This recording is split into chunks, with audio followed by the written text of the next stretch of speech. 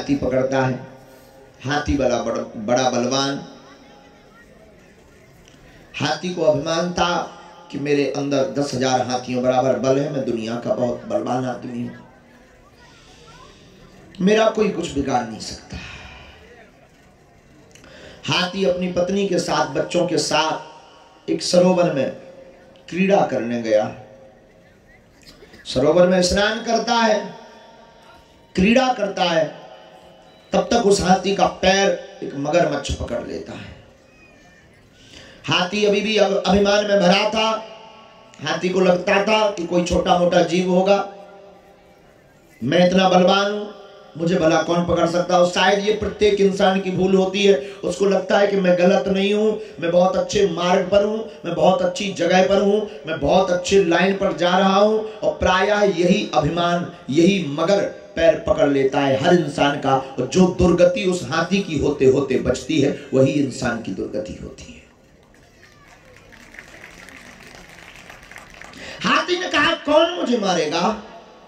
होगा भी कोई छोटा मोटा जीव, यूं उठा करके मैं बाहर ले आऊंगा, कुचल डालूंगा, मसल डालूंगा, मार डालूंगा। ऐसे होश नहीं है कि इसने किससे पंगा लिया है।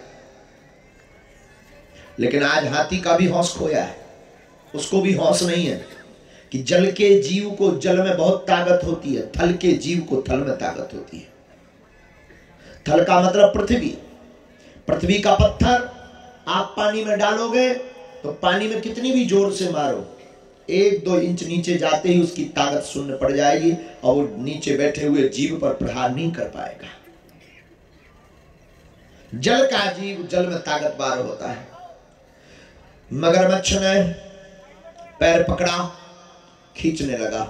हाथी कोशिश करता, जब हाथी का पसीना पसीना बह गया, हाथी समझ गया कि ये बहुत ताकतवान है और उसकी जितनी भी अभिमानता थी शून्य हो गई। और अक्सर यही हम लोगों का होता है कि कितने भी अभिमान में भरे रहे, जब अभिमान पैर पकड़ के खींचता है, अच्छे अच्छों की पैंट ढीली हो जाती है, बड़े बड़े शहंशाहों की पैंट ढीली हो जाती है। मगरमच्छ अंदर ले जाने लगा, ये चिघाड़ने लगा। इसने अपने परिवारजनों को पुकारा, बचाओ। इसकी पत्नी ने सहयोग भी किया, सूंड दे करके बचाने के लिए बाहर प्रयत्न किया, सबल दिया। आप घबराओ मत नाथ, स्वामी मैं हूं। और जो अक्सर करती हैं महिलाएं, जो कहती हैं अक्सर महिलाएं, अक्सर दुनिया वाले जो कहते हैं वही उसने कहा। उसने भी कोई नई बात नहीं बोली। अक्सर दुनिया वाले यही कहते हैं कि तुम चिंता मत करो, जब कोई नहीं होगा मैं हूंगा।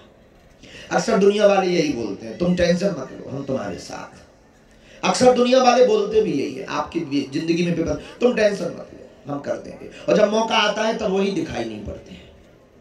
ये दुनिया की रीति है। आप किसी से मदद मांगना, वो कोई भी व्यक्ति होगा, हाँ ठीक, चिंता, हाँ मैं तुम्हारे साथ। तो उसने भी कोई नई बात नहीं बोली। उसने भी यही बोला कि आप घबराओ मत नाथ, मैं हूं। लेकिन ये मदद की बात ज्यादा देर नहीं टिकी। मगरमच्छ जब अंदर तक खींचने लगा, पूरा युद्ध चलता रहा। शाम हो गई। अब हथनियां अपने बच्चों को लेकर जाने लगी तो ये चिघाड़ता हुआ, रोता हुआ कहता है, हाथी कहां जा रही? क्या तुम भूल गई मेरी पत्नी हो? क्या तुम भूल गई कि तुम्हारी रक्षा के लिए मैंने बड़े बड़े सिंहों से युद्ध किया? क्या तुम भूल गई मैंने तुमको पाने के लिए तुम्हारे साथ, तुम्हारे परिवार के कितने लोगों से लड़ा? क्या तुम भूल गई तुम्हारी भोजन की व्यवस्था के लिए मैं कितनी बार घायल हुआ, फिर भी मैं तुम्हारी भोजन की व्यवस्था करता रहा? हथनियां बोली, नाथ मैं करूं भी तो क्या, तुम्हारा मरना तो तय है, जल से निकलना मुश्किल है। जिसने भी पकड़ रखा बहुत मजबूत आदमी है, और पकड़ा किसने? अभिमान ने। और अभिमान इतना मजबूत है कि दुनिया की पूरी ताकत तुम्हारे साथ में लग जाए, पर अभिमान से बचना बहुत मुश्किल है। हथनियां जाने लगी। और अक्सर ये संसार की लीला है, अक्सर ये संसार, इस संसार का सिद्धांत है कि वो तब तक तुम्हारा साथ देगा जब तक तुम्हारे बचने की उम्मीद है। हॉस्पिटल में देखने के बाद वो समझ जाता कि इसका मरना तय है, उस व्यक्ति को रुपया भी उधार नहीं दिया जाता। और संसार करता यही है, कोई नई बात नहीं है। ये जो हाथी के साथ हो रहा है ये तुम्हारे साथ भी होना तय है। ये जो तुम मूड मत में बैठे हो, ये जो तुम बड़े सिद्धांत में बड़े बड़े सपने लेकर बैठे हो कि हमारा कोई बिगाड़ नहीं सकता, हमारे साथ पूरी कायनात लगी है, हमारे साथ पूरा परिवार लगा है, हमारे साथ हमारा समाज, हमारा परिवार, हमारी दुनिया, हमारा बल, हमारा पैसा, याद रखना ये एक भी तुम्हारा साथ नहीं देंगे जिस दिन अभिमान तुम्हारा पैर पकड़ेगा। यहां तक कि तुम्हारा परिवार जिसके लिए तुम दिन रात डूब रहे, मर रहे, रातों भर भोजन नहीं कर रहे हो, संतों का संग नहीं कर रहे हो, जिसके लिए तुमने कथाओं की अवहेलना कर दी, संतों की अवहेलना कर दी, जिसके लिए तुमने ईश्वर के घर पर भी काम के चक्कर में जाना बंद कर रखा, आज नहीं मैं कल जाऊंगा, आज से पूजा नहीं मैं कल से करूंगा, ये वही दुनिया जिनके लिए तुम रातों भर रो रहे हो। याद रखना ये तुम्हारी मौज में सब बाधक है, जब तुम्हारी ऊपर विपत्ति आएगी ये सब मुंह मोड़ लेंगे। हथनियां जाने लगी, ये चिघाड़ता रहा और वो रुकी भी नहीं, और रुकता भी नहीं है जमाना। ये तुम मान करके चलो कि उसकी ऐसी वाली होगी, हमारी पत्नी ठीक होगी, ये कहने की बात है। इंसान की वृत्ति जितना सिस्टम फिट है वो पूरा होकर के रहेगा। भाग गई, अब इसे अंततोगत्वा मौत नजर आई तो इसने सोचा भी ईश्वर को याद कर लिया जाए। अक्सर यही लोग करते हैं, तुम लोग भी यही भूल करके बैठे हो। जब दुनिया से हार गए हो तब तुम्हें ईश्वर और बागेश्वर याद आया है। उस हाथी ने भी कोई बड़ी बात नई बात नहीं की, तुम भी वही करके बैठ रहे हो, वही करने तुम बैठे भी हो। जब तुम हार गए, जब तुम्हें लगा कि तुम्हारा परिवार अब ठीक नहीं कर पाएगा तुम्हारी बीमारी, जब तुम्हें लगा कि तुम्हारा डॉक्टर ठीक नहीं कर पाएगा, जब तुम्हें लगा कि दुनिया की हर दवा फेल है, तब तुम दुआ मांगने चले आए हो। बदमाश, इतने बड़े बदमाश हो। अब ईश्वर अगर ठीक कर दे तो ईश्वर है, और नहीं करेगा तो तुम भगवान को भी प्रमाण पत्र दे देते हो कि भगवान नाम की कोई चीज नहीं है। आखिर तुमसे बड़ा बदमाश होगा कौन? कोई नहीं होगा। हाथी ने भी यही किया, डूबते डूबते उस गज ने भगवान को पुकारा, लेकिन भगवान का नाम भक्त वत्सल है।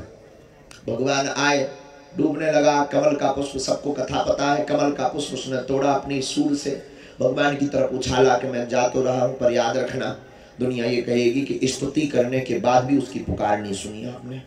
और हमने सुना पुकार में बहुत ताकत है, और बात भी बहुत अच्छी है। पुकार चाहे तुम संस्कृत में करो या अंग्रेजी में करो या उर्दू में करो, पुकार में इतनी ताकत है, कोई भक्त अगर पुकारे तो भगवान को आना पड़ता है। परंतु पुकार में आर्तनाद होना चाहिए। आर्तनाद का मतलब है वाणी या गले से पुकार नहीं, हृदय से पुकार होनी चाहिए। वाणी या गले की पुकार सिर्फ एक शोर मचाएगी, हृदय की पुकार ईश्वर तक जाएगी।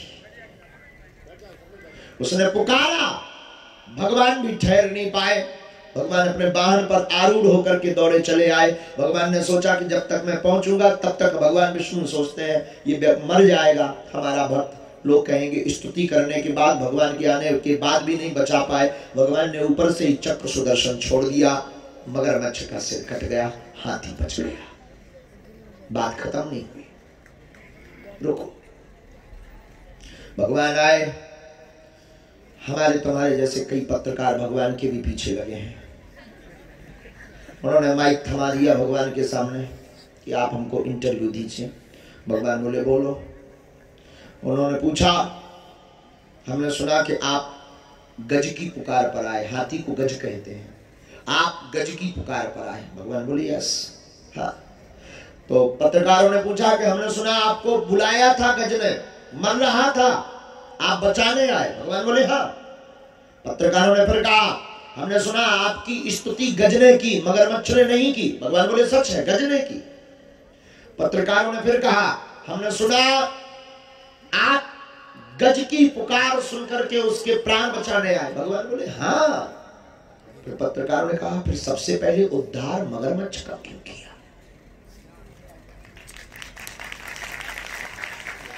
पुकारा गज ने, आए गज के कारण, बुलाया गज ने, स्तुति उसने की, पुकार उसने की, उद्धार मगरमच्छ का। ये कौन सी इंसाफी है?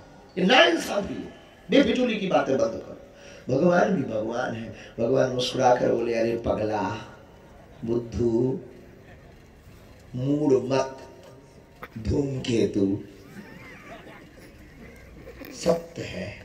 पुकारा गज ने, आए गज के कारण, बुलाया गज ने, पर बेटा वो हमारा भक्त है, गज हमारा भक्त है। हमारे भक्त का उद्धार तो निश्चित है। जो हमारे भक्त के चरण पकड़ लेता, हम उसका पहले उद्धार करते।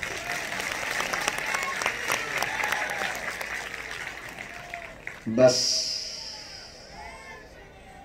जो सूत्र लेकर हम आज की संध्या पर बैठे थे कि अगर तुम भक्त नहीं बन सकते, तुम भक्ति नहीं कर सकते, तुम पूजन अर्चन वंदन नियम यम आसन प्राणायाम हार प्रत्याहार ध्यान समाधि योग जप तप विधि विधान आदि नहीं कर सकते, मंत्र आदि नहीं कर सकते, कोई दिक्कत नहीं। कोई प्यारा सा भगवत भक्त हो जिसका हृदय एकदम लबालब भरा हो, जो एकदम डूब रहा हो, जिसे होश ना हो, जिसके अंदर बेहोशी छा रही हो, जो अपने आप में मस्त हो, जो एकदम अलमस्त हो, जो अपने आप में एकदम कनेक्ट हो चुका हो, जिसे ये भान ना हो कि तुम हो भी कि नहीं, जिसे ये होश ना हो कि तुम हो कौन, जिसे ये होश ना हो कि तुम कह क्या रहे हो, ऐसे अलमस्त फकीर के चरणों को पकड़ो। जब उस पर कृपा होगी, तुम पर पहले हो जाएगी।